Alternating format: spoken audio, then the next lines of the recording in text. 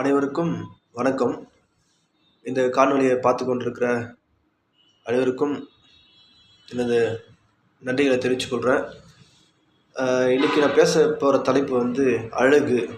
அழகுன்னு சொன்னோடனே நம்ம மனுஷனுக்கு ஒரு ஆணாக இருக்கட்டும் பெண்ணாக இருக்கட்டும் என்ன ஞாபகம் வரும்னு கேட்டிங்கன்னா, மூக்கு மொழியுமா இருக்கணும், நல்லா ட்ரெஸ் பண்ணியிருக்கணும், கலராக இருக்கணும் அப்படின்னு தான் அழகுன்னு சொல்லுவோம். ஆனால் உண்மையான அழகு அது இல்லைங்க. உண்மையான அழகு உள்ளான மனுஷன். இப்போ நான் இருக்கேன்னா, இப்போது என்னுடைய ஆத்மா வந்து இந்த உடம்புக்குள்ளே வாடகை தான் இருக்குது. ஸோ உண்மையான அழகு என்னன்னு கேட்டிங்கன்னா, உள்ளான மனுஷன். மேலே மேக்கப் போடுறது, மேலே ட்ரெஸ் பண்ணிட்டு, மேலே நல்ல மாதிரி காமிச்சிக்கிறது அது உண்மையான அழகு இல்லை. உள்ளான மனுஷன் உண்மையாக அழகாக இருக்கணும். எல்லார்ட்டையும் அன்பாக நேசிக்கணும், அழகு அதுதான் இருக்கணும். பைபிள் நல்லா சொல்லியிருக்கு. பைபிளில் வந்து நல்ல ஒரு வசனம்லாம் நிறைய வசனம் இருக்குது. அழகை பற்றி நிறைய வசனம் இருக்குது. கடவுள் சொல்லியிருக்கார், ஒரு பெண்ணுக்கு வந்து அந்த மயிரை பின்னி அதை பின்னி அதை டிசைன் பண்ணி அதை வந்து மேக்கப் பண்ணி அது வந்து ஒரு பெண்ணுக்கு அழகு இல்லை. ஒரு அடக்கமோ, ஒரு அன்பானவளா, குடும்பத்தை ரன் பண்ணுறவளா, அனுசரித்து போகிறவளா, கடவுளுக்கு கீழ்ப்படுறவளா, சொந்த புருஷனுக்கு கீழ்ப்படுறவளா அப்படின்ற மாதிரி நிறைய சொல்லிட்டு போயிட்டே இருக்கும் பைபிளில். அவங்க தான் அழகு அப்படின்னு சொல்லிட்டு.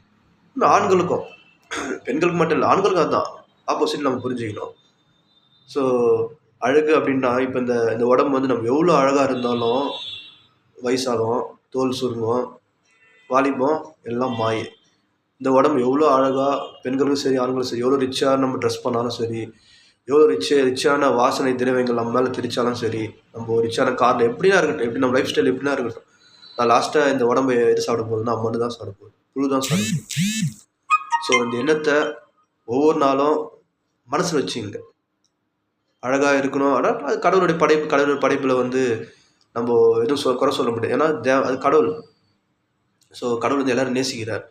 நான் சொல்கிறது அழகான அப்படின்னாவே நம்ம மேலே தோற்றம் நம்ம நினச்சின்னு இருக்கோம், தோற்றம் தான் அப்படின்னு அழகுன்னு. ஆனால் உண்மையான அழகுனா தோற்றம் கிடையாதுங்க, உள்ளான மனுஷன்தான்.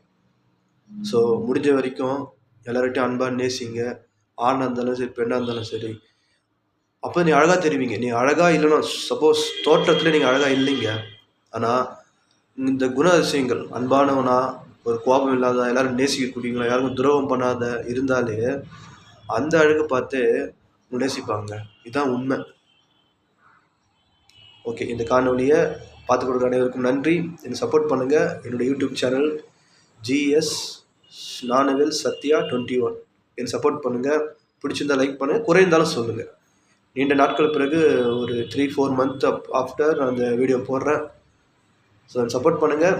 இது மாதிரி வீக்லி ஒன்ஸ் ஒவ்வொரு காரியத்தை எடுத்து நான் பேசுகிறேன். நன்றி.